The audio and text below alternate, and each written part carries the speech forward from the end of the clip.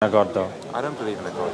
Okay, so in 2 years he hasn't convinced you that there is some sort of intelligence out there that created everything? No, I think this is the biggest leap, because if I did believe in a creator... Oh, sure. If I did make that leap, that's the bigger leap, right? From not believing in anything to suddenly believing in a creator. That's bigger. That's a bigger leap than going from a creator to Allah, right? Okay, fair enough. And tell me a bit about your background. You're a student. What are you studying? Your work? Yeah, I actually just finished studying mathematics. Mathematics, yeah. Okay, fantastic. I was born Catholic, but I didn't believe in it. We didn't practice much. Stopped going to church when I was about 5, I think. Why do you think that was? My dad started getting angry at the church. The guy in charge, he was saying that they were lying to us, so we just left. But how did that affect you? Like, did you believe in what he said? Did you kind of look into it, or did you just cut it off? To be honest, like when I was a kid, I was very, I guess Reddit atheist, right? Like, God is stupid. I hate all this. It's only recently I started being open to the matter. Yeah. Like, and I have looked into both. I've looked into mainly Christianity and Islam, but why do you think you were so fervently against it? Because I was an edgy kid, I think. I just, I like to go against stuff, and I think that's literally the only reason why. And I just clung onto it. I made it my identity, I guess. But that's when I was a kid. Like I was, 8, 9. Oh, okay. It's like when I was just learning about stuff.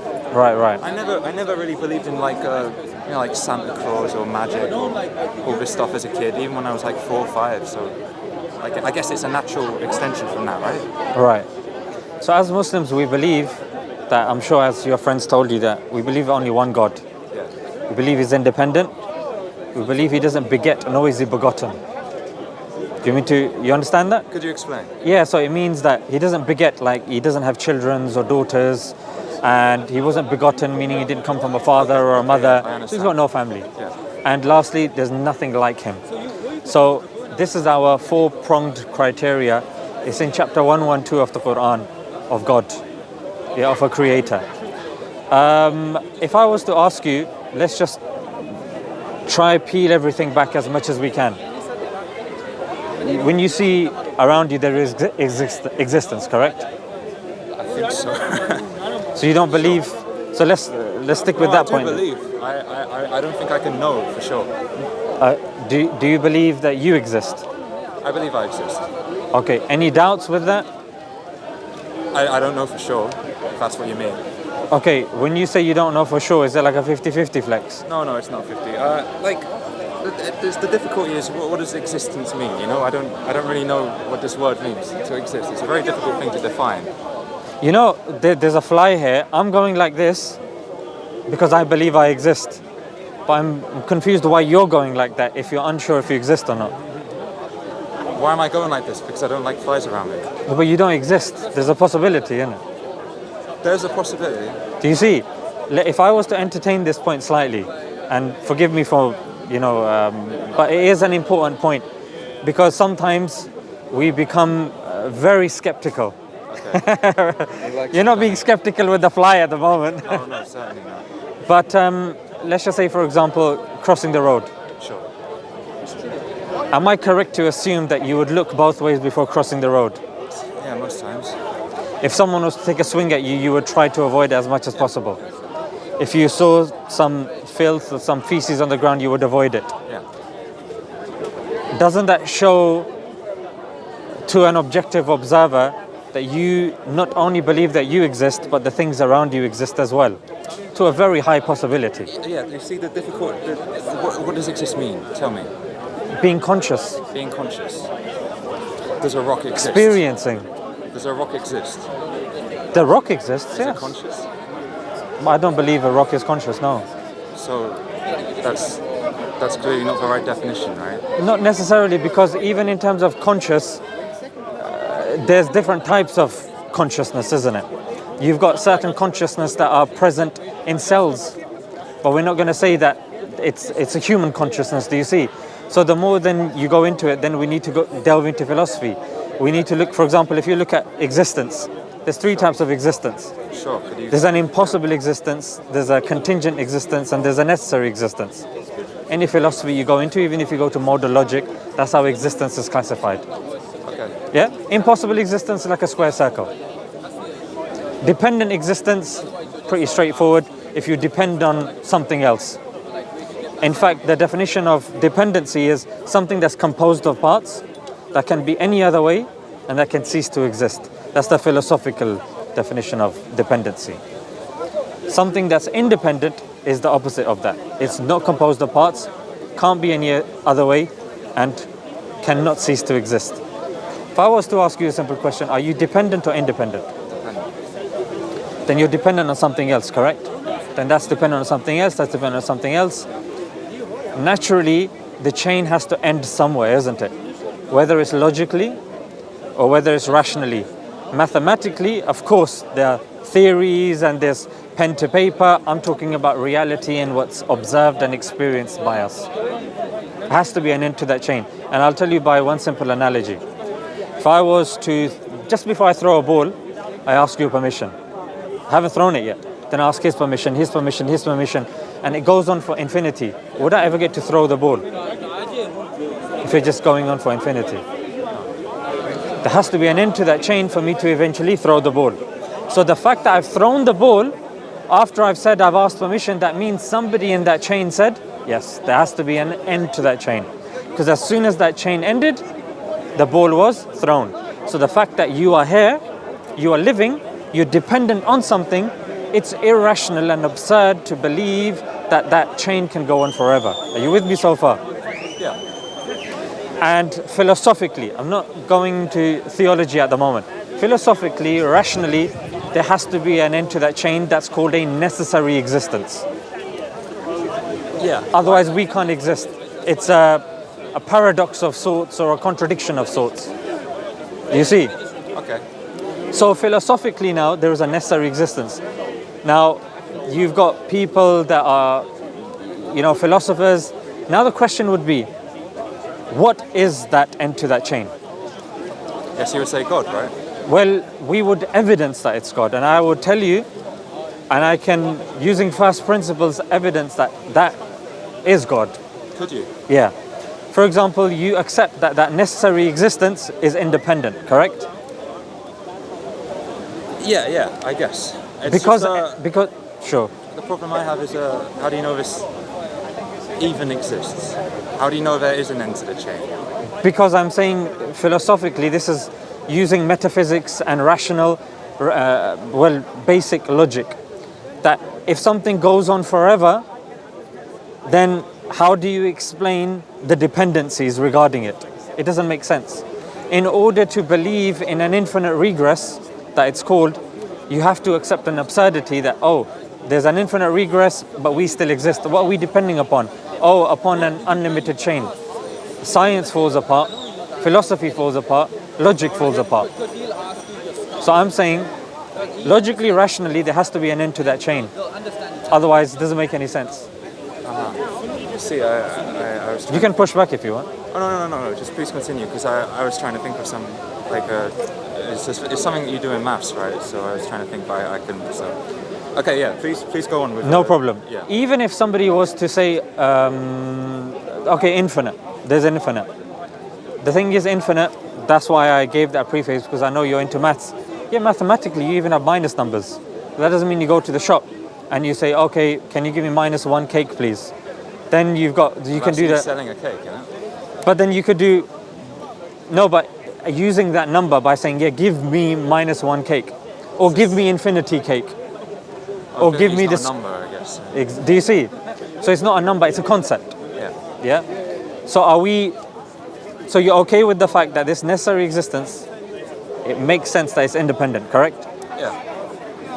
Now I would argue, logically and rationally, it has to be powerful, because as dependent things, you depend for your power that which you depend upon. So what you depend upon has to have more power than you, because you're depending upon that thing, correct? So naturally, if you've got all of these dependent things, depending on this necessary existence, this necessary existence, logically, rationally, has to have immeasurable power. Because everything is depending upon it. Why is that immeasurable? Why is that? Why is it immeasurable? Because creation as we see it is immeasurable to us from an anthropocentric point of view. Are you saying our universe is infinite? No, I'm saying that from our observation, we don't know life, what's out there. So as from an anthropocentric sort of view, we're saying that the universe, from what we see, is dependent, whether it's stars, whether it's comets, whether it's particles, whether it's dark matter, dark energy. To us, whatever is out there is all dependent upon God. And I would argue... Dependent maybe, but measurable, no? Immeasurable... Just measurable. How do you measure it? You can define one. Break that down for me. Because we... You don't need a concrete, kilograms or meters or whatever, but... Would you argue this universe is finite? This universe, according to the science that we know, it's growing, isn't it? It's constantly expanding, but not infinite, you see? I agree it's not infinite, but what I'm saying is immeasurable power according to us. All of this argument is from us, anthropocentric point of view. I know, but I am just arguing that it's not immeasurable. Would you say, maybe it's the word immeasurable that's causing issues. Would you contend with that this being would have a great deal of power? Sure, great deal of power. So independence. Although finite. Great deal of power. Although finite, yeah. Finite power. Yeah. A great deal, but finite. Why would you say it's finite if you're accepting that the universe is expanding? Constantly growing, sure. It doesn't mean it's finite. I mean infinite. And because we don't know what's outside of the universe, is there a possibility that there could be other places? Sure, there's a possibility, but we don't know for sure. I think making a claim that it is infinite is a bit of a... I didn't say infinite, I said immeasurable. Immeasurable. You see, I take those things as the same thing. If you can't measure it, I'll give you an example. If I look at this pot, I would say for me, measuring the grass is immeasurable. Yeah, okay. You see? Yeah, okay. In that sense. I guess it's just a misunderstanding of... That's what I'm saying, yeah. Okay, yeah, sure. So, independence, would you say that design requires intelligence? Most of the time. What? Can you give me an example of times in which design wouldn't require intelligence? Say, the cliffs, right? They've been worn down by the sea, and yet they are still beautiful. How would you classify that design objectively? Well, I mean, I wouldn't call it intelligent, sure. Would you say, let's go with objective measures of design, like symmetry? Symmetry, okay. Symmetry, or the golden ratio, or Fibonacci's, Fibonacci spiral, etc., yeah? That's something as a mathematician you can understand. Yeah, and you can measure as well. It's a golden ratio business. I wouldn't say it's a... Yeah, okay, yeah, we'll go over it. Yeah, the 1.618 is used by the Apple logo. It's used even by mobile phones. It's used... 5 minus 1 over 2 or something. Yeah, it comes down to 1.618. Yeah. And it's used even to kind of measure the beauty of human beings. It's used in logos.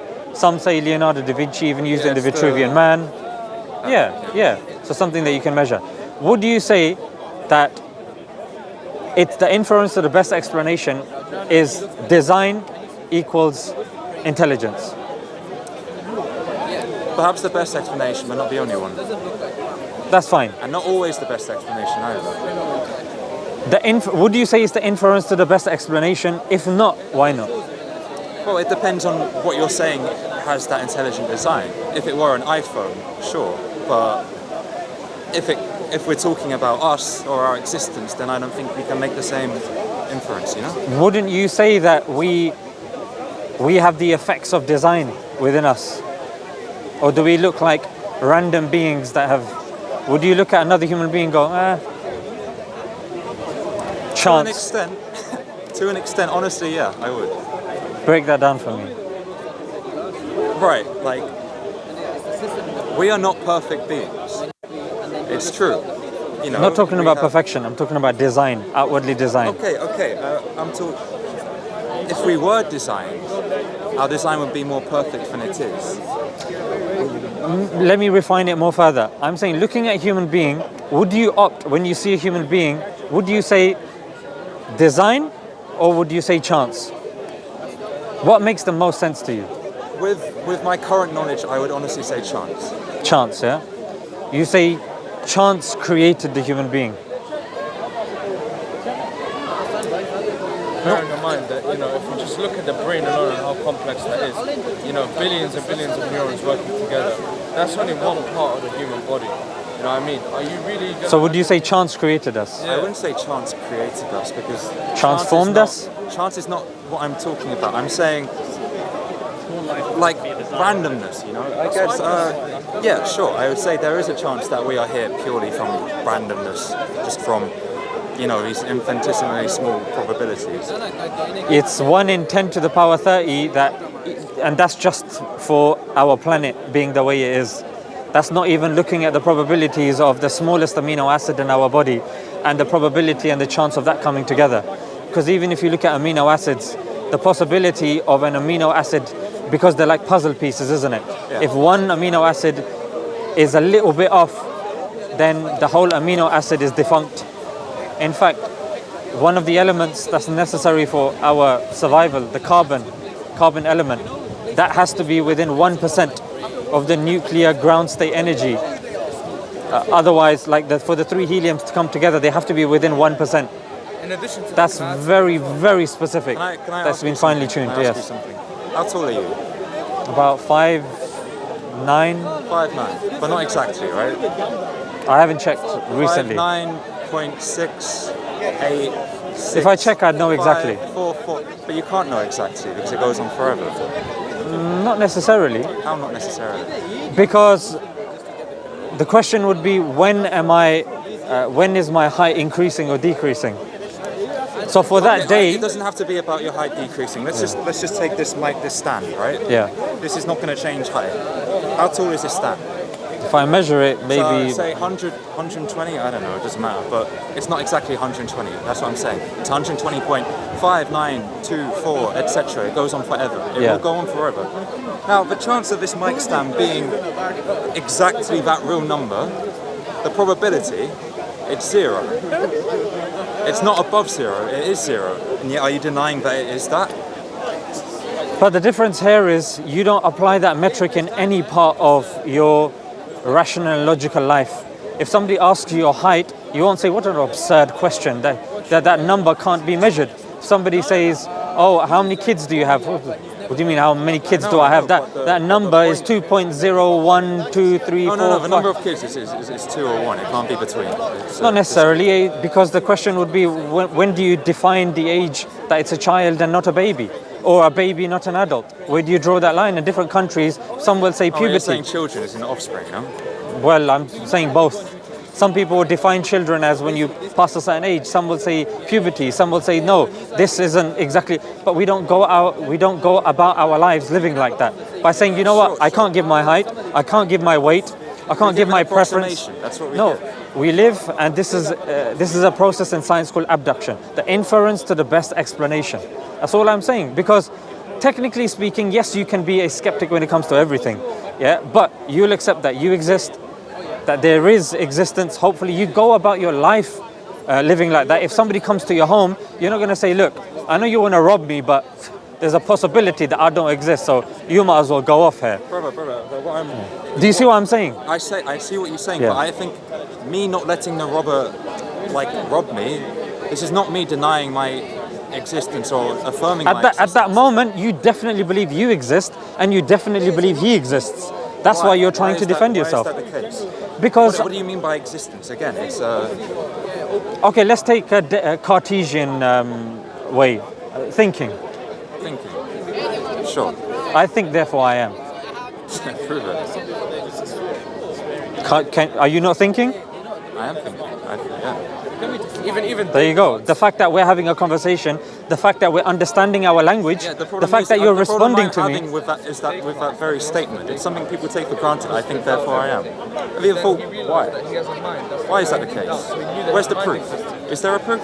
The proof is the fact that you're responding to me, the fact that we're having an argument, Well, not an argument, a discussion. Yeah, the fact that we're having a discussion, the fact that we're waiting for the other person to finish and we're, articulating what we want to say based upon what the person's saying. Do you not think that's enough proof By that same logic, do you not think that that's enough proof that you're thinking? Is that not good enough proof? That's proof that I'm thinking, sure. Okay. But that's not proof that I exist. By that same logic, I could say, I speak, therefore I exist. I think that's a fair argument. You see, I don't.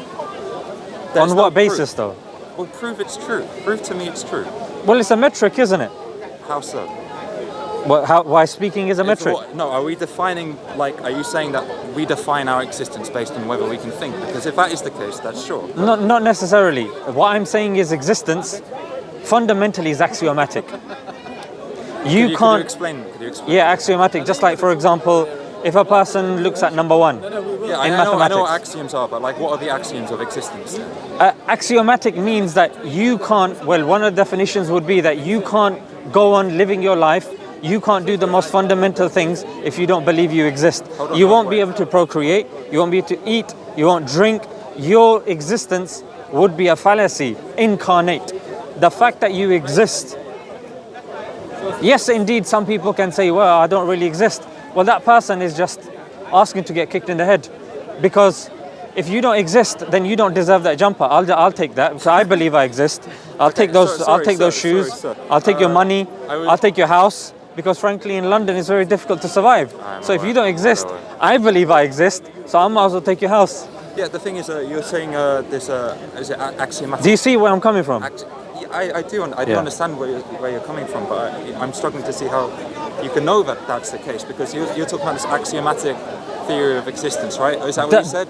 The fact that you even did a course on mathematics, sure. You have to accept that you exist. Okay, but let's talk about the axiomatic. Yes. By what I understand about that word, axiomatic means there are set axioms that this theory is built on. No. For example, axiomatic set theory, that's what it is with that. So axiomatic in the sense that we have to accept that that thing exists or that thing is there for us to progress. Because otherwise there's going to be an infinite regress.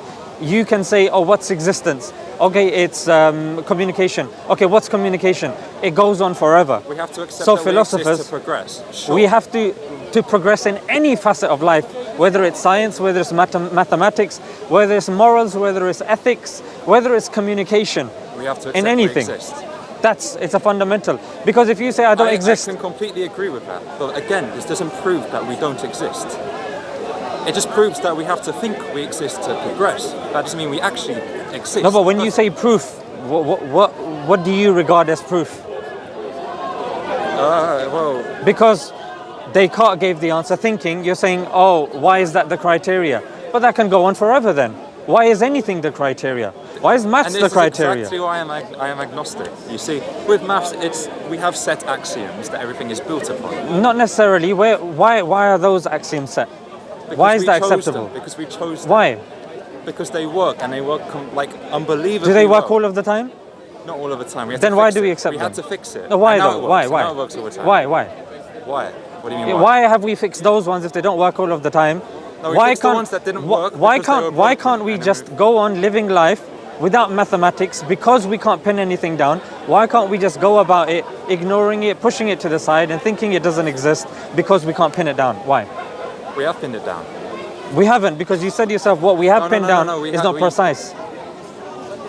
We had the traditional theory that we had 100, 200 years ago was not precise. But since then we fixed it because there were. How do we know? Like Russell's paradox, all that stuff. How do we know that in 100 years? How do we know in 100 years' time we're not going to fix this?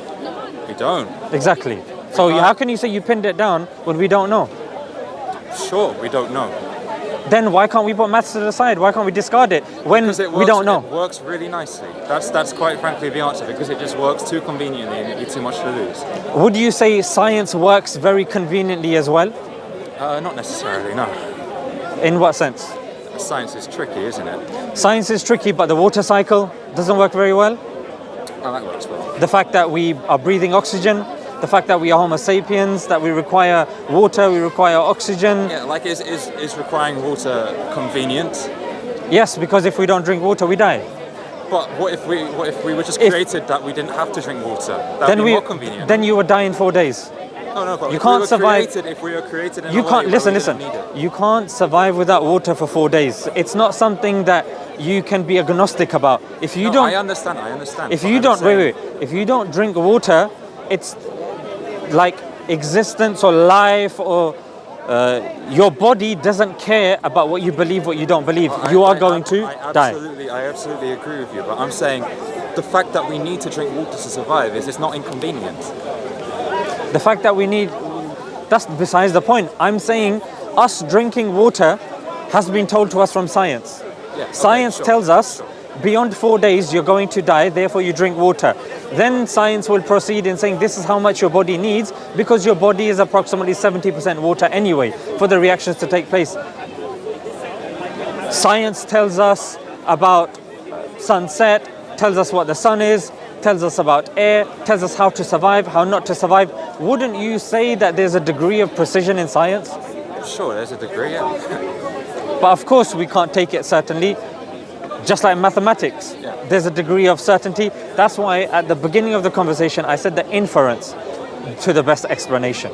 Inferring based upon our experience. Like you said, it works. Mathematics works based on what? Our axioms. Our axioms, in other words, our experience. Our anthropocentrism. No, really. It's what we've invented. What we've invented. Someone would argue we've discovered, but sure, it's not from experience.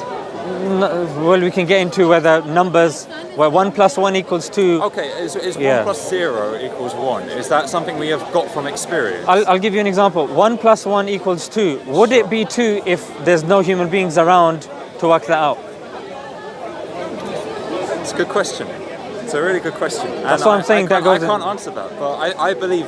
That's because it goes into the realm of philosophy. That's what I'm saying. Then we go into a different form of questioning.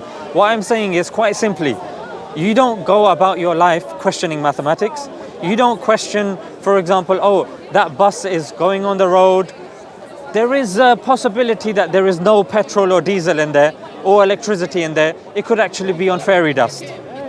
But you don't go about your life thinking or believing that, do you? No. Yeah. So you could, but you don't. So what I'm saying is that when you look at what's around you, when you look at existence, yeah, when you see a canvas, you believe that there is a painter. When you see a ship, you believe that there is a sailor. Yeah, but when you see the world, you say, it just came by itself.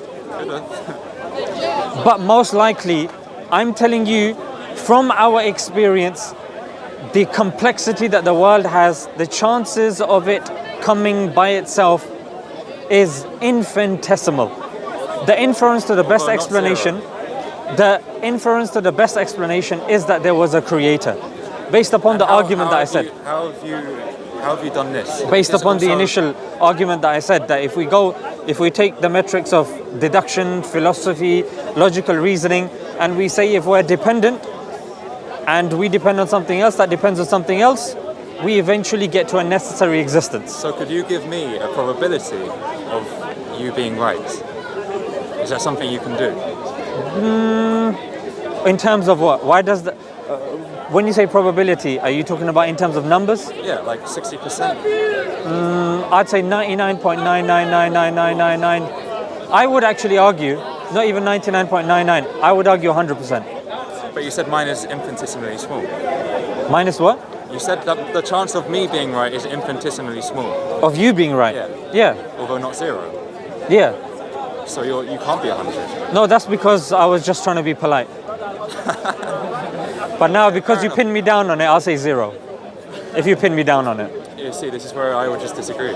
No, but that's what I'm saying. That's why I'm building the argument. We can do this. We can do the computations. What are the chances of you say of Earth being right? It's 1 in 30 million, right? Let me just fix this point, because I think eventually we're going to come back to this original point anyway. Yeah.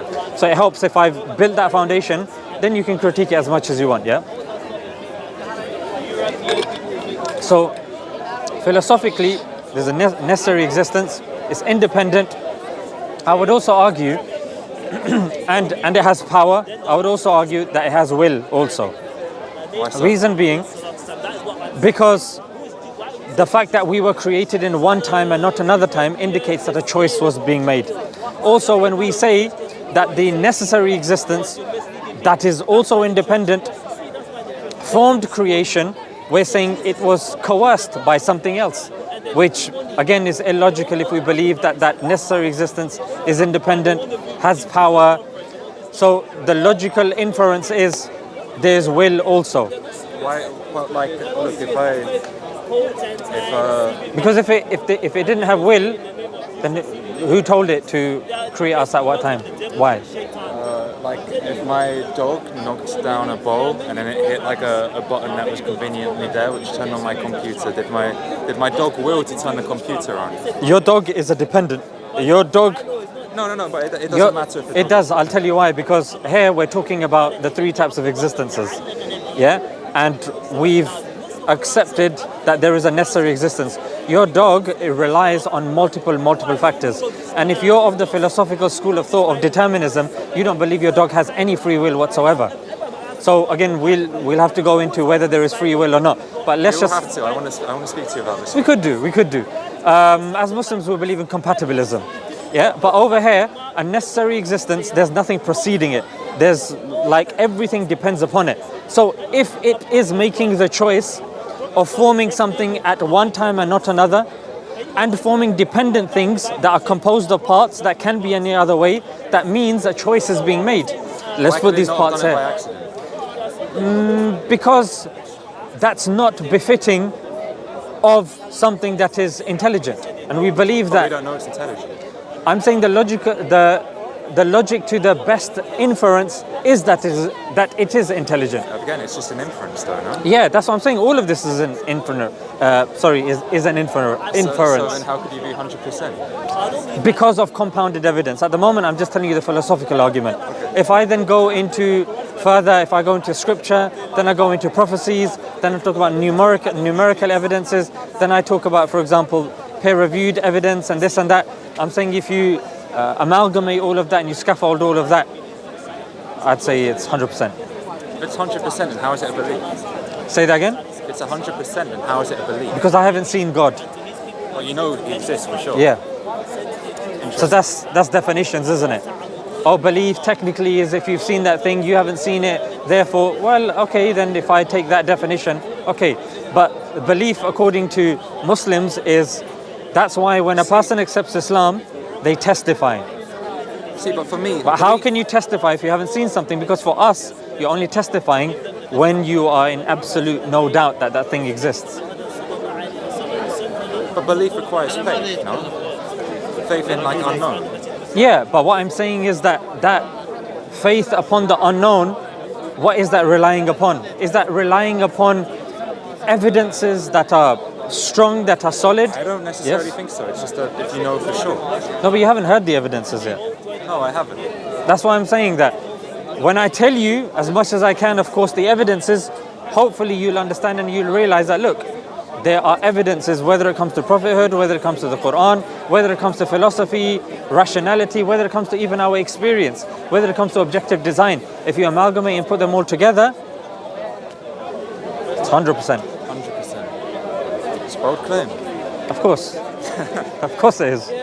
Just like it's a bold claim when people say, yes, everything, all of this design and these wonderful trees and the symmetrical birds and the golden ratio that we see, even with the sunflower seeds inside the sunflower, yeah, chance. I think that's a bold claim. To say for sure, yeah, of course. You see? Yeah. So they're both bold claims and both need to provide evidence. But just like people accuse theists of believing God of the gaps, which I don't pretend to, I would say a lot of atheists and agnostics fall into chance of the gaps as well. When they don't understand something, chance. For sure, I know. So, sorry, I forgot your name? Jai. Jai? Yeah, J-A-I, yeah. Oh, Jai. Yeah, but it's pronounced Jai. I don't know, my parents just... It's an Indian name, no? Yeah, but I'm not Indian at all. My parents just chose it. Well, it's a very, what's the word, tropical name. And what's your name? Zishan. Nice to meet you, Jay. Nice Okay, Jai, do I have to say Jai or Jay? What do you prefer? Please Jai. But Jai. Jai, if you okay. insist, you can say No, I'm not going to. I can remember Jai because it rhymes with chai. Yeah, exactly. And we love chai, which is tea. So I know Charlie. using that memory association technique. Okay, so coming back to this point. So I would say out of the three bold claims, all of this came by chance. Well, all of it came from nothing. All of it came from a creator. I would say out of these three, the one that makes the most sense, whether it's experientially, whether it's philosophically, whether it's rationally or logically, I would say coming from a creator makes the most sense. Okay, that's fair enough. Plus the Quran as well. And then, Plus the Quran tells us. yeah, which we're going to go into. We're going to go into. So even if we progress this further, the argument of will, again, this is a Ghazalian argument, which says that if you see a block which is blue, white, blue, the fact that there is a block that uses the same shapes and it has colors in it, that means a concerted effort, a choice has been made into firstly selecting the shape and secondly selecting the colors. And even when if a person says design, if an explosion was to happen, Jai, let's be honest, never in my experience, and maybe you can correct me, when an explosion happens, no one goes, yes, we're going to find some new creation there, we're going to find some new object or some new art there. I haven't come across a single person that's ever said that. When I was blowing up blocks in Minecraft with TNT, I was looking for diamonds. Yeah, but Minecraft has a programmer, isn't it? I know, I'm joking as well, yeah. So what I'm saying is that when people say that all of this that you see came from an explosion, but it was a special explosion. Oh, wow, a special explosion. Okay, can you please elaborate? Oh, well, there were certain particles there. Were they magical particles? Oh, I guess so. It's a belief just as yours is as well. Yeah. So, but again, that's taken as fact. And people, that's preached in schools. I don't think it's taken as fact. It is because in science, the way it's propagated, the way it's kind of taken is, it's reached such a high level of theory that in science that's pretty much taken as fact. Well, it's still, according to the it's still scientific regarded definition. As a theory. Well, it's there are called. Things that have like been discovered that are contingent on it, sure, but it's still unproven, isn't it? It's still just a theory. Well, that again is a different school of thought in science. Certain people will say, like for example, Richard Dawkins, he'll say evolution is a fact. Bertrand Russell about physics, he again was a philosopher. He said, what we know about physics, Newtonian physics is a fact. We need to move on now. That's it. We're done. But then Einsteinian physics came and turned science on its head. Well, Newtonian physics still applies for most things. It applies on the macro level, not at the micro level. So in that sense, well, that's what it was, isn't it? What was the last thing that I was saying? Newtonian physics. Before that? Maybe free will? Big Bang, yeah? Big Bang. So you have an explosion that happens. You believe somewhat in the Big Bang, correct? Somewhat, yeah. So trees came from the Big Bang. Grass came from the Big Bang. You came from the Big Bang. Your eyes. There's even golden ratio on your face, the symmetry on your face as well. The fact that, you know, you're able to survive. Your heart beats 100,000 times a day. There's an average life expectancy of a human being to live 60 to 70 years. On average, generally speaking. It's a bit higher here, I think. Yeah, 60 to 70 years. It's actually higher, actually. It's 80 here, I think. Yeah, but 60 to 70 years if we were to take sure. a rough average. So the human being is expected to outlast a Toyota, outlast a Bugatti, a Ferrari. Yeah, but we're saying yes, a Bugatti was designed. Yes, a Bugatti was created, but a human being, there was an explosion a long time ago, mate. Chance came. I don't know if I exist. So what I'm saying is that we don't go about our life believing that things. Can you give me an example of an explosion that created something? So I'm saying, if we lay down our arms, and we can revisit certain things, Jai, no problem. Sure. But what I'm saying is, as somebody that has to navigate in life, if we were to say, you know what, let's do a first principles approach to this. That out of these, what sort of options would make sense? I think you've been fairly honest, to be honest. You said you exist, I exist, most likely there is a necessary existence, it's independent, it has power, it has will. You have issues with regards to the design, but if I was to push you and say, look, the fact that we have objective design, symmetry, golden ratio, Fibonacci's ratio as well, or spiral, would you be pushed and say, you know what, I would accept this objective design? I'm not sure about that. You don't believe golden ratio can be measured objectively as design? The thing is, you'll never get a perfect golden ratio anyway. But that we can say even with the height of somebody. Nothing, you can't get anything perfect. Exactly. Even symmetry, there's no technical thing like symmetry. It doesn't mean you're not going to learn about symmetry in maths. You could just sit in your maths lesson, you can go to the exam and you can say, well, technically, it's not symmetrical, I can't draw a line.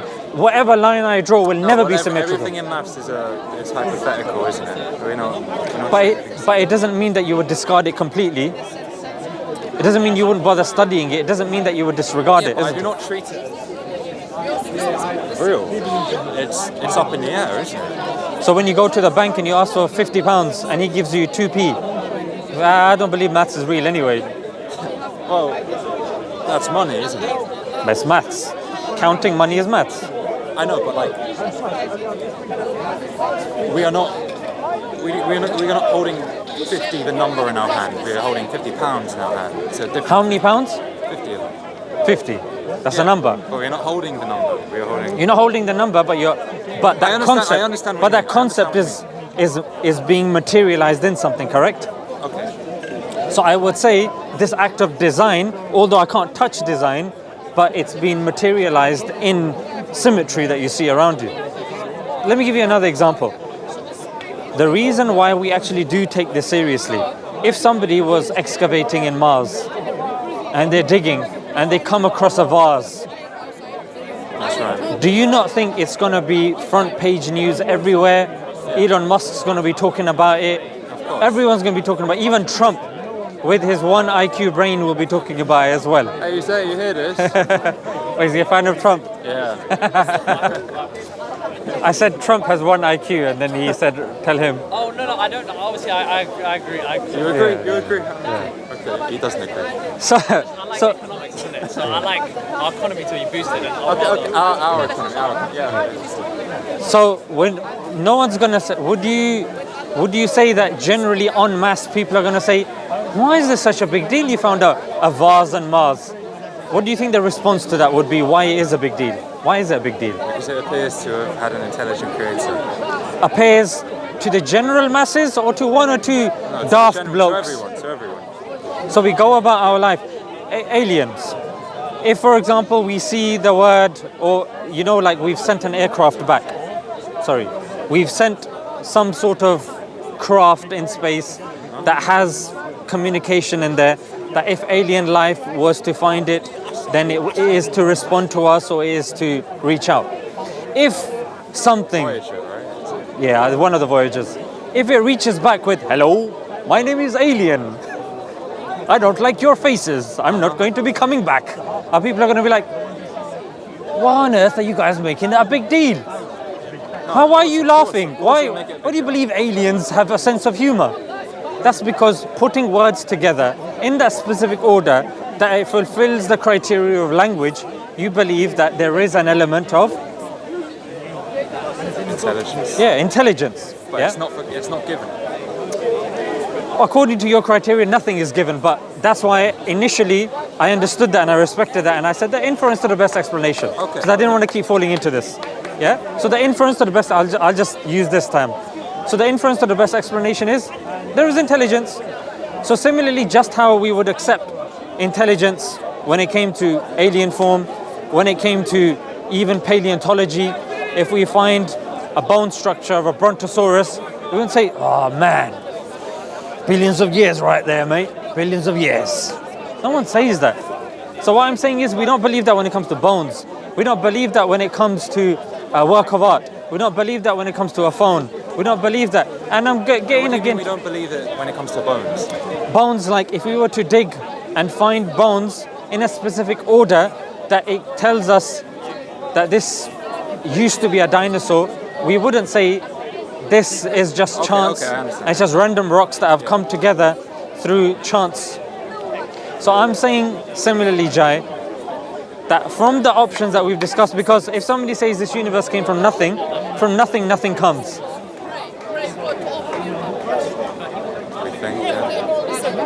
chance, again, if a person says chance created all of this, then you fall in the fallacy of reification, which is you're attributing agency to a abstract idea. Like wait, you made a good point. I'm going to praise you a little bit. Where you said initially that, look, money is somewhat an abstract concept, yeah? Chance is like a concept also. Gravity is our formulation of what is happening in reality. We formulated something. Doesn't mean that when it drops it equals like mass equals force times acceleration has dropped. Do you see? Yeah. So when it comes to gravity, abstract. When it comes to chance, abstract. We don't say chance creates things. We don't say nothing creates things. Yeah? Yeah. You're saying it was created by chance. Like, does it make sense? Do you see? It's like the rolling of a dice created my cup of tea there. Well, how did the rolling of a dice is that chance is an explanation. That chance doesn't force the dice to move. Yeah. Chance explains things. For example, the law of motion. Sure. It doesn't make the billiard ball move. Yeah, There needs to be an agency behind it, correct? So all we're saying is that the inference to the best explanation, when you look at all of the various options, is that there is a creator. That makes the most sense. Why not a special explosion? Is that? Why not a special explosion? Because then that would be appealing to something which is extremely, well, next to, in the word that I'm using is negligible. And the point that I initially said to you, the inference to the best explanation. That's the worst explanation. Okay. Yeah, like a very loose definition of Occam's razor, even though I'm sure I'm butchering it, but sometimes the most simplest answer is the best answer. Okay. Yeah. So then we go further. That you have this because to us, remember the definition that I gave you, the one, independent, doesn't beget nor is it begotten, because obviously there's a necessary existence and there's nothing like it. That's pretty much our definition of God. Now the question would be that God, and I would argue that it is wise, yeah, because if it has intelligence, if there's intelligence here, then it would be wise as well. And how would I say it's wise? I'll say even if just a small introspection into the creation, looking at food webs, looking at the ecosystem, how even if one creature is taken out, society, and like, I don't know if you went through these experiments in science, that if you remove the fox, then this species increases exponentially. If you remove the grasshopper, then this increases. So there is a delicate balance. Even if you look at the cell, you've got the nucleus, you've got the cytoplasm, you've got the rough endoplasmic reticulum, you've got the ribosomes, and all of these are balanced. All of these have a goal within a human being. They require water. On Earth, there is water, 70% water. On Mars, there is no life, there is no water. So we're saying that how can you say there's probability upon probability upon probability, and all of these are hedging towards life, but by chance. Oh, and by the way, there's no other example of anything like this. This is a totally minuscule probability of us coming into existence. I would say if that's a very small probability, and the greater probability, according to our experience, is from everything that we've observed from day one, is that there is a creator and a designer. Well, I guess the leap in logic is you're asserting that this creator is not right. He's like. I think you would even all agree. else. You would even agree because time and space started at the Big Bang. There was no time and space before then. So this necessary existence has to transcend time and space. I know, but that's and the fabric of. That's a leap in logic that, you know, it may be hard to quantify the probability. Not a leap in logic, because that's why initially I said dependencies. You can't have an infinite regress of dependencies. If you look at Earth, if you look at what's in the Earth, all of these are dependent things. But you're asking me to believe in an intelligent being that I can't comprehend. You can't comprehend a lot of things. You don't comprehend dark energy, dark matter, but yet you still believe in them. You can't comprehend many things in mathematics. You can't comprehend in true symmetry, but yet you go about your life telling a woman that you like that you're going to marry afterwards. Look, you're very beautiful, you're very nice, you're this, you're that. And when you go to the dentist, you say, my teeth are not symmetrical, I like to get braces. Actually, technically speaking, this tooth is bigger than it. Look, mate, just cut the crap, just fix this. Yeah, just sort this out. Yeah, and you go to the woman, she's like, how do you think I look? Does it look all right? Well, technically, your lipstick is not really symmetrical. Yeah, Baba, yeah, sir. We go about our life doing science, doing mathematics like you've admitted. But what's interesting, Jai, is we take leaps of faith in everything else. In chance, in mathematics, and all of this stuff. But when it comes to God, Could you give an example? you're like symmetry. Like you've accepted yourself that there's no absolute symmetry. According to you, there's Not in the real world. not in the real world, and according to you, the symmetry of the paper might not even exist. But What do you mean by this? like initially when we were talking about existences, you said there is a possibility that I may not exist. However, you don't go about living your life in a solipsistic sort of way. You've hedged your bets with the fact that you do exist. So if I did live solipsistically, I would assume I exist. Yeah, you would. I'm the only one that exists. Well, and solipsistically, you'd only believe that you exist, Yeah. not anything else. But this is worse than solipsism. So nothing exists. Do you see? But you don't go about living your life like that because No, you're of hedging course your bets by saying, So like, what's that thing? it wouldn't be worth living if I didn't believe I existed. You know what I mean? You know what I mean? So what I'm saying, Jay, is on everything else, we're willing to say, you know what? This is the inference to the best explanation. That's fine, and I can scaffold the evidence. But when it comes to religion, I think the criteria that we typically use, we suddenly become deaf and blind. Yeah, I would even go further, deaf, dumb, and blind, and we say, huh? What is this? What is that? I don't know this. I don't know that. You do. You do. When I say you, I mean just generally speaking. You do know what this is, referring to existence. You do know you exist. You do, hand on heart, don't accept that things just pop into existence and out of existence. You believe that there is somewhat a system and an organization in place. That's why you cross the road, not believing that a bus will randomly just pop into existence, or a hippo with one leg asking you to vote for Theresa May. That doesn't make any sense, because Theresa May is not even up for elections. Forgetting that why that hippo is even there with one leg. Poor hippo. So in that sort of sense, my friend, this is what I'm saying. Now, if we were to scaffold this further, and we say that, look, this existence is there, we are intelligent, yeah? We are wise. Logically speaking, if we are coming and depending on that thing should also be intelligent and wise, because if we can comprehend what's going on around us, and we have innate morals and innate things within us, surely that necessary existence has to have these attributes to a higher degree. Then I go further and I say that, okay, if all of the religions are claiming that there is a holy book, what would you say, as a skeptic, what would you say needs to be your criteria, Jai, for something to be considered a book from God? Never changes. Never changes. Okay, proceed. You know, if it was Don't feel rushed. a book from God, it would have to be true, right? In what sense? What do you mean? It would have to be absolute. I don't know, like Because bear in mind, this is criteria that you're now giving for you to believe in that book. Don't feel rushed. I'm not rushing. Believe in God. No, for you to believe that this book is from God. We've already established. It would have to provide,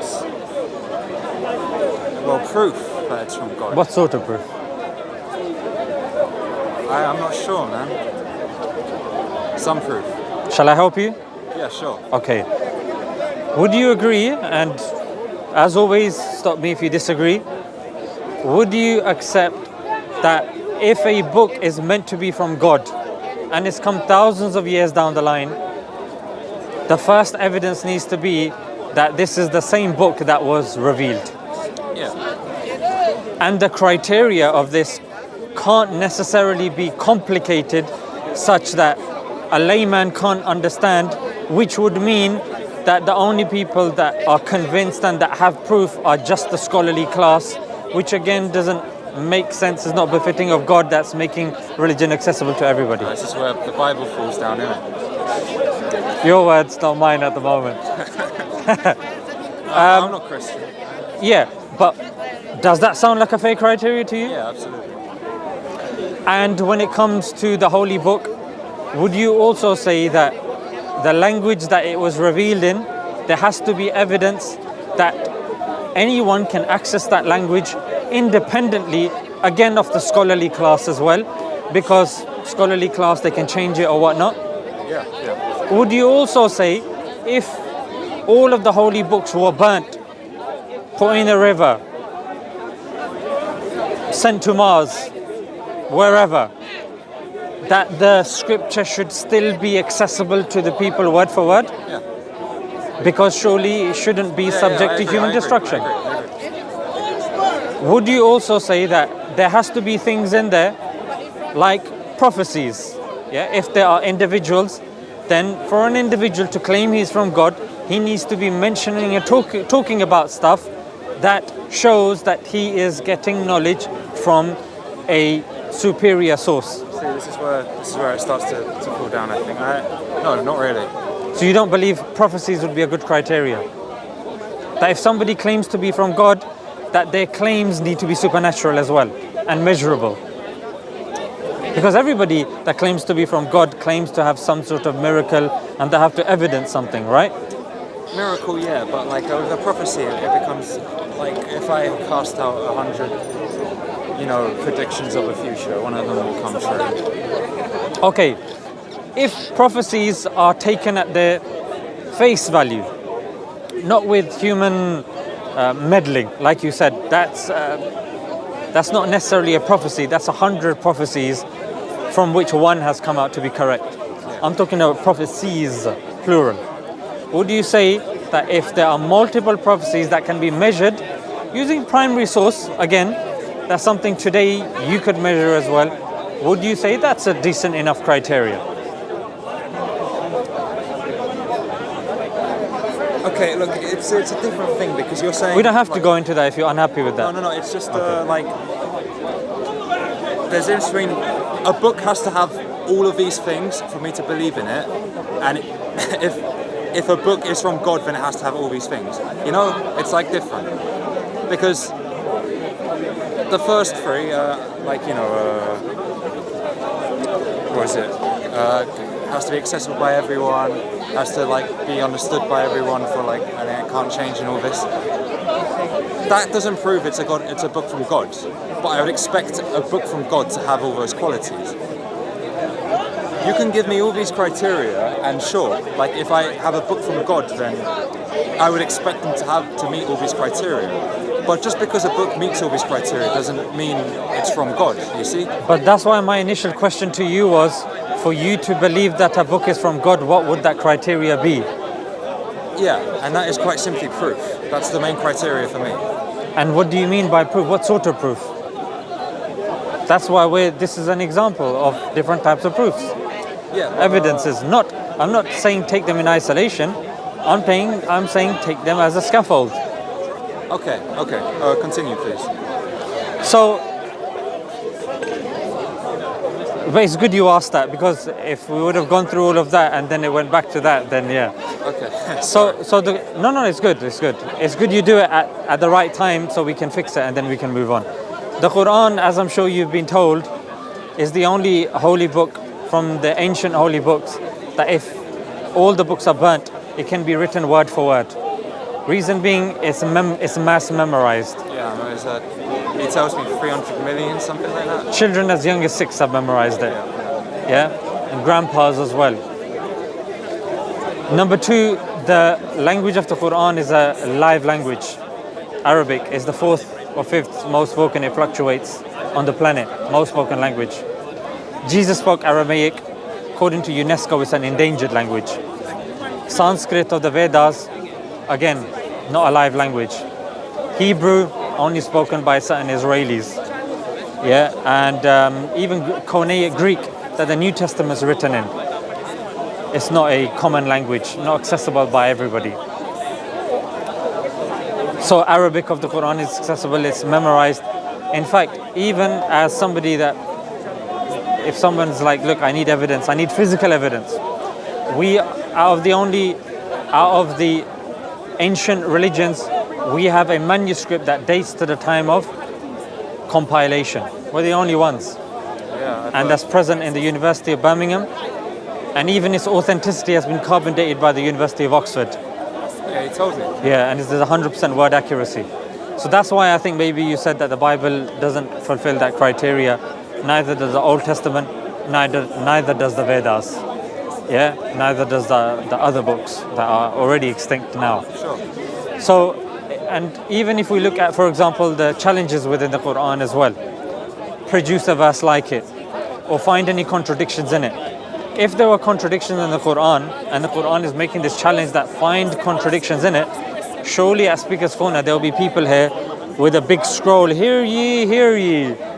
This Do we is... have that for the Bible? The Bible doesn't make that claim because Christians don't believe that it is perfectly preserved and from God. We believe this is a book from God.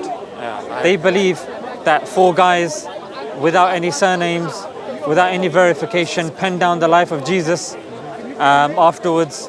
And the earliest manuscript we have of the Bible is 300 years after. Yeah, it's problematic. I agree. I agree with Yeah, you a lot, yeah. there's many issues when it comes to that. So when you say something is from God, then when you speak to them about it, they'll say, no, it's inspired by God. There were people that gave their thing. Okay, then I want the book. Because in Mark and Matthew, Gospel of Mark and Matthew, says Jesus was preaching the gospel. Which gospel? Matthew, Mark, Luke or John?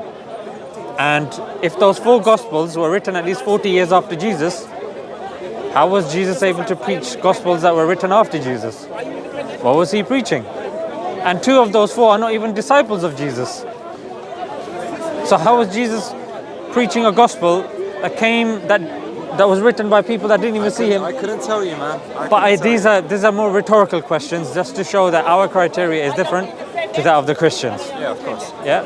So when we say something is from God, we can give criteria of preservation, whether it's an average individual that say, you know what, it makes sense why the Quran would be preserved and the Bible wouldn't, be it the Old Testament, New Testament, whatnot. Then there's prophecies in the Quran as well. And sorry, you made the point about contradictions. The Bible, in the preface, King James Version, the old one, actually tells you there are minor and major mistakes in it. So when your book is admitting this, why do I need to come with a scroll at Speaker's Corner? You know what I mean? So, but the Quran is actively making that claim. There are no contradictions in it. So then, if we look at prophecies, there are numerous prophecies in the Quran. None have been called embarrassing by eminent Muslims. None have been proved to be false. In fact, there's a prophecy of Jesus called the Olivet Discourse by C.S. Lewis. C.S. Lewis called... he's a very popular Christian, and Narnia had strong Christian themes in it as well, yeah. So C.S. Lewis is respected amongst the Christians. He called the Olivet Discourse, an embarrassing prophecy of Jesus. Because Jesus prophesied that the end of times would come at the time of him and his companions. And obviously we're still alive. And Christians believe Jesus is no more. He was a prophet for you guys as well? Yeah, for us he was a prophet. Did he make that prophecy as well? No. You don't believe it? No. Well, For Christians Christians, do believe it. they believe he's God, and they believe he made that prophecy. And I can give you the reference of that as well. But Okay. and he called it an embarrassing prophecy. It is, quite frankly. Prophet never made such prophecies. No eminent Muslim scholar has ever called the Prophet's prophecy embarrassing. In fact, there are certain prophecies, and this is why there's a book called Forbidden Prophecies. I'd recommend you read this if you get a chance. It actually goes through the prophecies made by I Ching, Nostradamus, the guy from Scientology, loads of them. And I don't know if you've studied cold reading, people that read palms and all that. Yeah, I haven't, but I know what you mean. That's good, that will help in this discussion. Because typically speaking, when you're making a prophecy, Jai, there are certain principles that you need to follow. One is be vague. Yeah, be vague. Do not give and specify time. That's the worst thing that you can do. Yeah, and say things that there's a probability, there's a strong probability of them taking place and happening. You don't hedge your bets on the horse, that there's a horse race going on and there's a horse going on with 3 legs and then he's waddling right at the back. Of course. And then you make the prophecy he's going to win now. That's bloody impressive if he wins. Wouldn't you say so? Of course, yeah. There was a prophecy that the Prophet, peace be upon him, made, which is actually more impressive than this disabled horse winning the races. Which one? Let's hear it. Okay, I thought you said the Syria one. Oh, no, Yeah. So, at the time of the Prophet, peace be upon him, the Roman Byzantines were fighting the Persians. They were losing miserably. To such a degree, they lost Jerusalem, Constantinople, and Egypt. Heraclius, the leader, was literally brought to his knees, and add insult to injury, a plague had broken out. Because that's all you need, isn't it? You've lost all your strong points, your king is on his knees, and a plague's flipping broken out. And of course they were losing miserably. It was at that moment that the Prophet made the prophecy. He said, within 9 years, more specifically from 3 to 9 years, the Byzantines will beat the Persians. Lo and behold, and even before I tell you the end. This was not in the Quran. This is in the Quran. It is in the Quran. Yes. So did he prophesize it, or because the Quran is the word of God, no? It's the word of God, but it's articulated. The Prophet narrates the word of God, isn't it? Okay. So there are certain things that the Prophet tells us what is God, in other words. Otherwise, how are we going to know? God's not telling us. He's telling his Prophet, his messenger. So then, the Prophet, peace be upon him, i.e. the Quran revelation, tells us, but before I get into that, certain historians like Susan Wise Bauer and Theophanes, they say that the Byzantine army were ill-prepared, they were lazy, and they didn't have enough armory. This is whom the Prophet, peace be upon him, is saying, yeah, these guys are going to win. And not to mention the plague and all of that business going on. The Byzantines, within that period, won. Now the question would be here is, but how do you get out of this circular reasoning? Oh, it's mentioned in the Quran, therefore it must be true. Now we go to history. There is a primary source. In history, primary source is the best form of evidence. A primary source by somebody called Theophanes. In a book called the Chronicles of Theophanes, he confirms exactly what the Quran says, the date structure of the Quran, and that book is even accessible today by historians and by students of history as well. You can check that out. And on top of that, there's another pronged approach, because the Quran then said that the Muslims will be celebrating. Hang on a minute. There's another prophecy within the prophecy? Yes, like the Chamber of Secrets within Hogwarts. Yeah, and this was referring to a battle that again the Muslims were in. The Muslims were 313 against an army of 1,000. Lo and behold, the Muslims won in that battle as well. So this prophecy in both of its aspects proved to be true, had the date structure in it, was evidence again by primary sourced evidence, is proved by a scripture that we have manuscripts for, and we have, of course, other evidence that place its time for when it said that it is there. Give me your thoughts about that. It's very impressive. Obviously, I'm going to say it. It's not impossible, but it is impressive enough for me to. I think I will check it out. Okay, fantastic.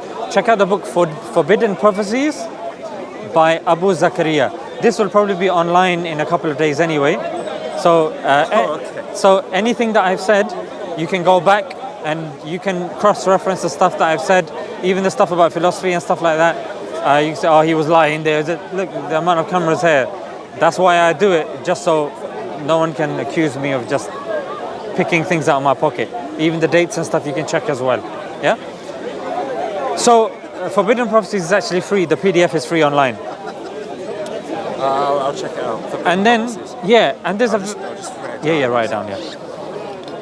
Where's your friend gone? Oh, it's over there. Wait, before I leave here, Yeah. I just wanted to ask you I just wanted to ask one thing, and this. Okay, I've got it here. Now I'll put it to you, like, because your friend's not here, if there's anything you want to ask about, even controversial questions, terrorism, Palestine, no, this, that. I'm not too concerned about politics. Okay. I just wanted to ask, is this free will business? You say there are no contradictions in the Quran. You believe we have free will? We don't believe in absolute free will. Okay, that's interesting to me because That's why I said compatibilism. yeah, okay, because this is why we came, because my friend he couldn't answer this. And he wanted me to ask you. Yeah. This is something that's very confusing to me. How can Allah know what is going to happen, know our fates, and yet we can still dictate our fates?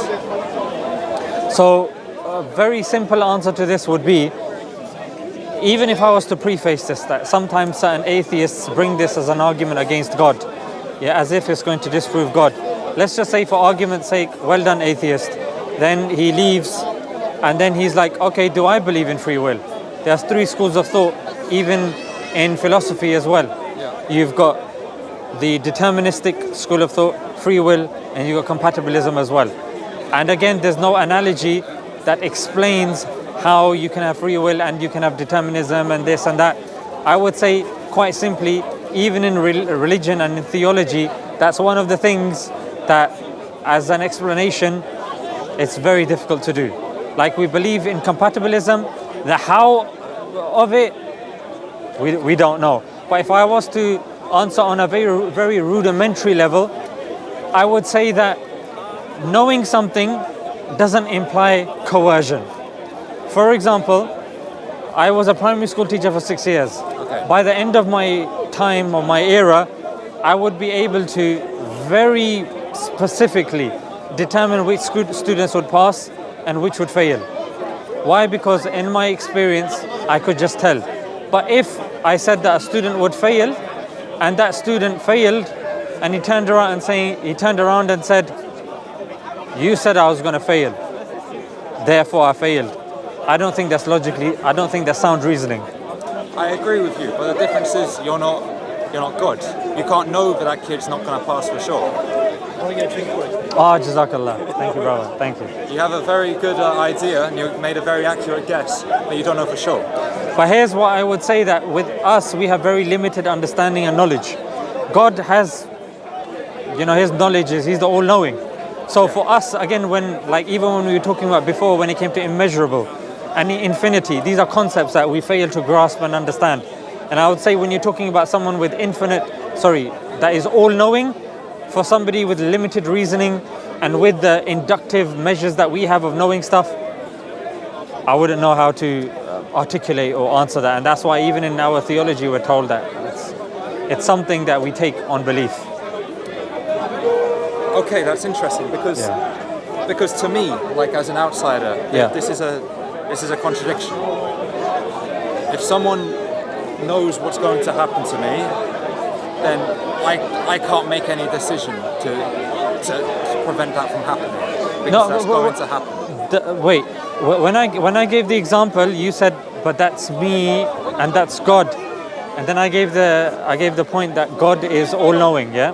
And for us to kind of grasp that, it doesn't necessarily, it's not going to make sense to us. So we go by our examples here. So let's just say, if your friend predicts that you're going to go home, which is highly likely, because let's face it, depending on the time that we finish, he probably knows you somewhat. Can you then say that, "Oh, he made me go home"? No, I can't. So I would say a similar analogy over here as well. I can also make the choice to not go home. You could, but the more your friend knows, the more his knowledge is, the less likelihood of him getting it wrong, correct? Of course, but the likelihood of him getting it wrong is not zero. But the point here was he's not compelling you to go home, though, is he? No. He's just exercising the knowledge that he has based upon the variables that he knows. And some people say that if somebody even knows the variables of nature, he can predict if I throw a ball where exactly it would land. If you know all of the variables and you have all of that knowledge, and if somebody has that knowledge, when they know everything, then they can predict every single thing in the universe. Hence why, correct me if I'm wrong, the viewers I'm sure they could do, Einstein also went towards this trajectory and said that there has to be a way that we can map everything that's happening. We can get into the mind of God sort of thing. But then this was one of the things that he failed at. So in other words, knowing something doesn't imply coercion.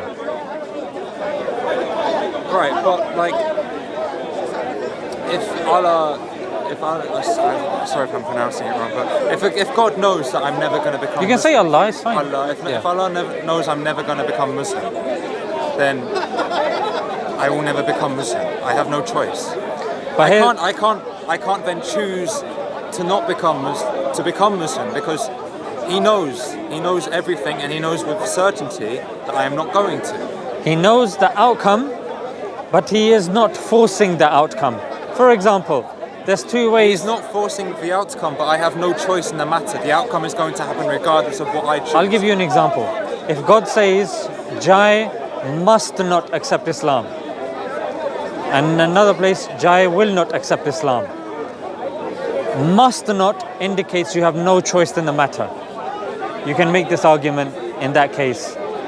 Jai will not indicates knowledge of that choice, doesn't indicate coercion, only indicates an existence that knows what you would do. But I'm not talking about coercion. God is not coercing me to Yes. never become Muslim, obviously. But I do not have If the he's free not will. if I he's do not not have coercing the you, capability to choose. but if he's not coercing you, that indicates free will. I don't think that's true. Go ahead. Look, if I want to take a drink of water, am I being coerced to? If you want to take a drink, no. But I do. Right. Have I made that choice? Yes. Can I control? Have I made the choice to think I want water? Have I made the choice to become thirsty? Is that an active choice I am making? You becoming thirsty is deterministic. You making the choice is free will. Why do I take a swig of my water? It's because I want to. I could be thirsty, but I could still not take a swig of my water. That's a free will. But if the fourth day is running out, like in science they tell us if you don't drink water for 4 days you're going to die, I have no choice. Right, but like, I don't like. Okay, just why did I come speak to you? Why did I come here? Because I wanted to know. Now, did I have a choice in the matter of me wanting to know? That's not a choice I made. It's just something that It happened. is a choice you made. Why so? I cannot control what I want. Because before you, I was speaking to an elderly couple. They shut me down straight away. They weren't interested. The fact that you stood here politely, we had a very good conversation. If you didn't want to know, you would have just said, you know what, bro, I'm just not interested. I agree, exactly. And that's exactly what I'm saying, is that So, free will. Yeah. I am not. That, you know what, I was in two minds there. I want to do it. You know? Yeah, I was in two minds. Should I drink that or should I not drink it? That's why a bit just came out. Neither in my mouth, neither in there. Oh, I didn't notice. That's also compatibilism as well. Right, but it's just the thing that I have trouble wrapping my head around. It's not just you. This is something that if you go first principles on, even atheists don't necessarily have an answer to this as well. I don't think I can prove I have free will. I can say, yes, I am making a choice, but I have the illusion of making a choice. I think I'm making a choice. It doesn't mean I am making a choice. I'm just taking it for given. It's like That would be determinism. And I know, that's but how can we not say that that's the case? because then you'd have to define free will, and you'd have to, then that's where you would get into the fact that, okay, this is determinism, that's free will, do we have free will in anything? Determinists would say no, free will. People would say yes, we do. We are making a concerted effort, because if we didn't, then even sociologically society would fall apart, because you can't then put a murderer in prison, because he will argue, I was determined by nature to do this, I shouldn't be held accountable. So again, from a functioning of society point of view, for society to function, again, it's one of those things that gets accepted. I completely agree, but if God knew that that guy was going to kill someone, did he really have a choice in the matter? God knows him so well, he knows that's exactly what he's going to do. God created him, yeah. So can he suddenly change his mind at the last minute? Is he capable of doing that? That wouldn't mean God is all-knowing then, isn't it? If, for example, I'm an expert, I'm creating a microphone. If I'm an expert who creates microphones and I end up making a microwave, I'm not really good at making microphones, isn't it? So if God is all-knowing, all-seeing, all-hearing, omnipotent, omniscient, then we say, yeah, but if he creates us and that guy doesn't do it, he doesn't technically know. You can't call him all-knowing. By the way, does it explicitly say that in the Quran, that he is all-knowing, all-powerful, etc.? Yeah, there's certain, there are many qualities of Allah that are mentioned in the Quran. He's not all-loving, though, is that right? When you say all-loving, there's somebody told me what the word al-wudud actually means. Because we don't say God loves. Because I know in the Bible it says he loves everyone. So yeah, no, we don't believe he loves everyone. No. Okay, interesting. In the Quran, so in Arabic, God has 99 names. One of them names is Al-Wadud.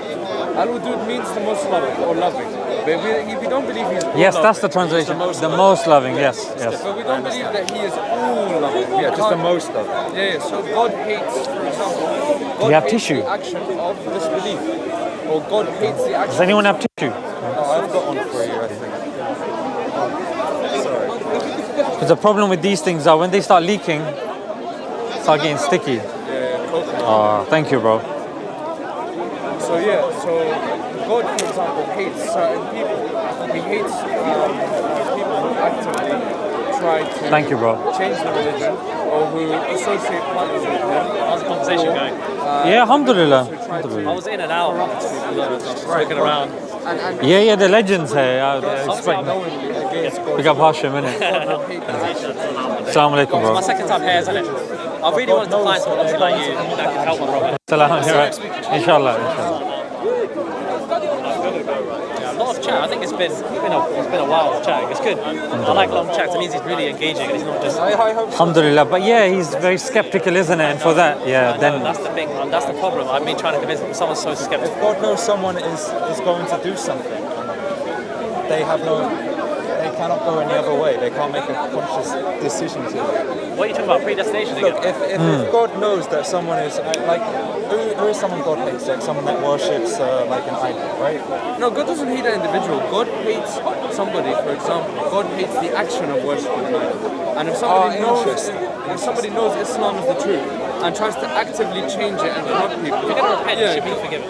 God, but you can always repent of that stuff as long as you don't die upon it. You know what I mean? Okay. Like I wholeheartedly believe that God hates Hitler.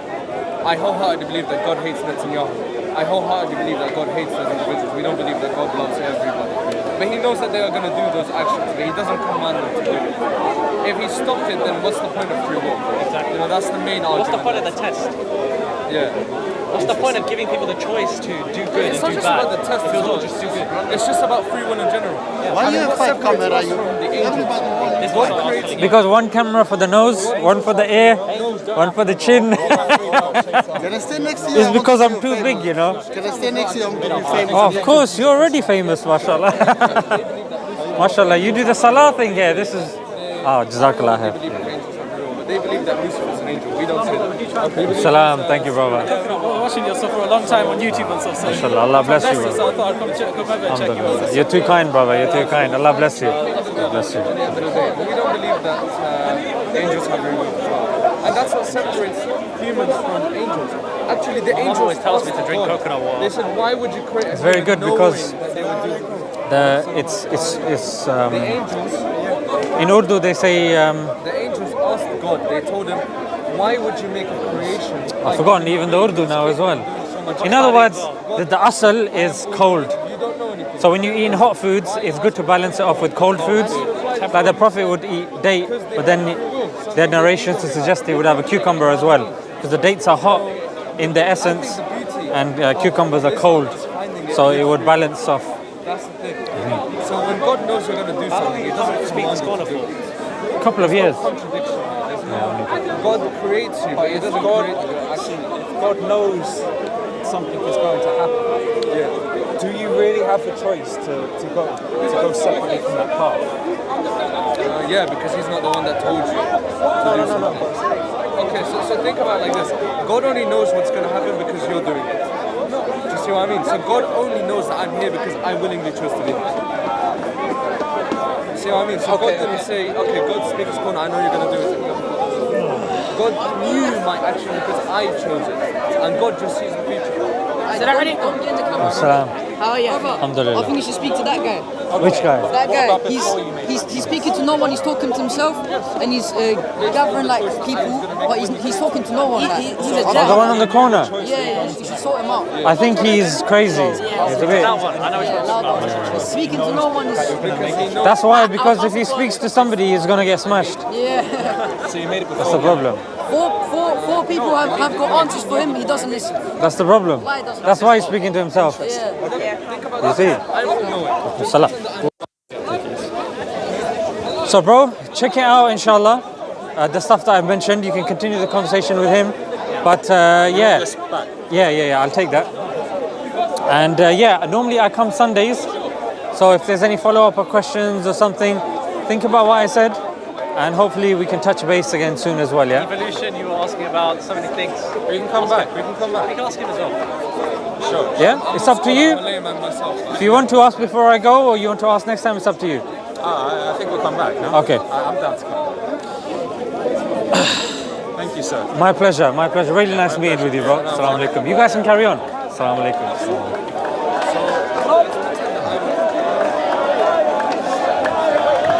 Who's this? Shia Sunni? Oh, Arul.